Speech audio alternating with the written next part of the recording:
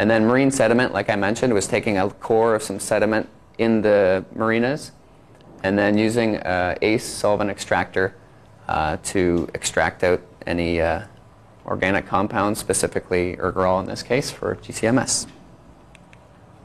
Here's some little photographs of our different setups. I used a filtering apparatus to filter these 1 liter water samples. Once they were filtered, this is an example of all the little 1 liter water bottles on the top that then were fed through these solid phase extraction cartridges that are sitting on top of that manifold, those little C18 cartridges. So after the 1 liter water sample went through there, I eluted those and then ran those in the GCMS, and this is our ACE solvent extractor.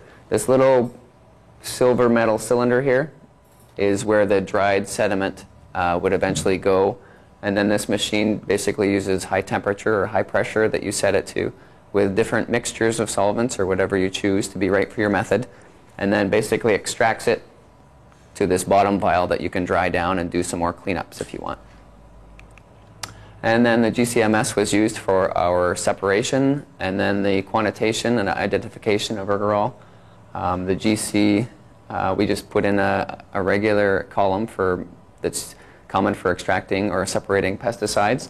It was a DB5 and works quite good for this. It's very similar to atrazine in this case, the structure and all the properties. And then the mass spec was used for, as the extract was separated, it would come out and then get ionized, fragment into its characteristic pattern. And then once we had that mass spectrum, the GCMS comes with a database of software that you can then match this to say if it is ergorol or any other contaminants we might find. So this is an example of a chromatogram from the GCMS. The top half is an ergorol standard, bottom is a seawater spike.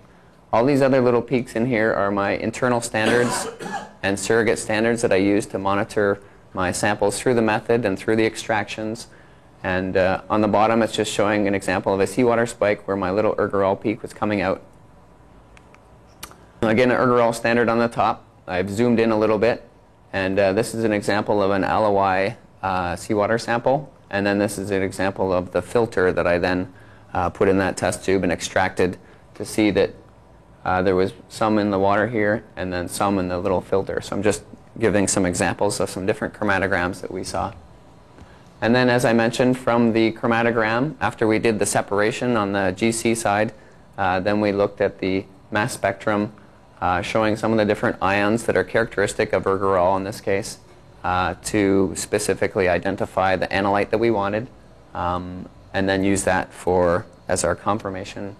So for some of the lab results, as I mentioned, when I was working in the lab to get started, I would run usually about 10 spikes in either blank seawater samples, put it onto some filters or in some marine sediment, and then from the information from that I would come up with some detection limits that we could estimate, so to see how low we could go to find ergorol in different samples.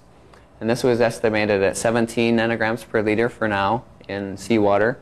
The filter we could get down quite a bit lower because we weren't really extracting it out of much. It was already on the glass fiber filter. We were just basically putting in solvent and extracting that out. So it made it really quite easy. There's not a lot of loss onto glassware or any other way, so it's quite easy to get a little bit lower there.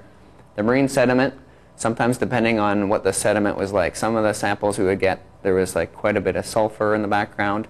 So the chromatograms were often quite messy. Sometimes we would have to do a sulfur removal procedure to remove that sulfur so we could see some of the lower limits of ergorol. So once the lab method was done, then it was time to go to the field to places like Kewalo Boat Basin, the Ala Wai Yacht Club. Kaneohe, we went to a bunch of places like a yacht club there, the Makinikai, and Haikea.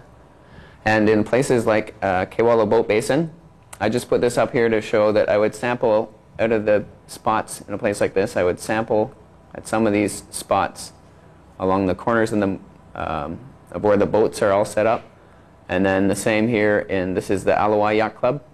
And then again, I would sample in some of these corners around all these lines of boats. And then as you can see here, it flushes out from the Alawai as out to the water. So there are some reefs in proximity to that. So that's what we kind of wanted to find out. And we just go around to some of the behind the boats and take some samples from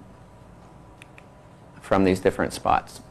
So this table shows some marina seawater concentrations of Urgarol.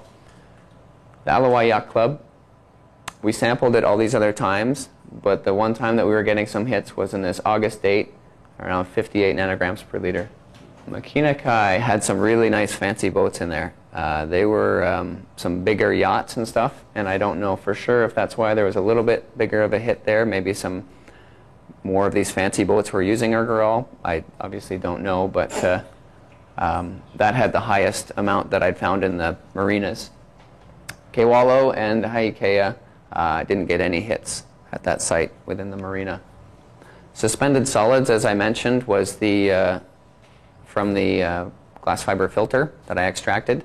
And pretty much from most of the sites where I found a seawater sample, there was a small amount that was residual, probably just stuck to some of the particulate. As I said earlier in the presentation, most of the Urgarol they had reported in the literature is in the dissolved phase, but a small amount is likely sticking to some suspended materials. So again, Kaneohe Yacht Club, 1 or 2 nanograms per liter, and Alawai, about 3.8 nanograms per liter, and Kewalo Marine Lab, there was nothing detected there. Now when we went to the sediment, I was kind of surprised that I didn't see anything at all in the sediment. It was reported that it was supposed to mostly be in the dissolved fraction, but from this sampling in November, it didn't appear that there was any in the samples that I took. It could be, again, that my detection limit can be lowered to try to find smaller amounts that maybe will slowly accumulate in the sediment, so that will depend on future analysis. And then on the reefs, the same thing. Nothing was detected at the detection limit of 17 nanograms per liter, and that was from Kaneohe Bay. That was out close to Coconut Island. This, again, just in November.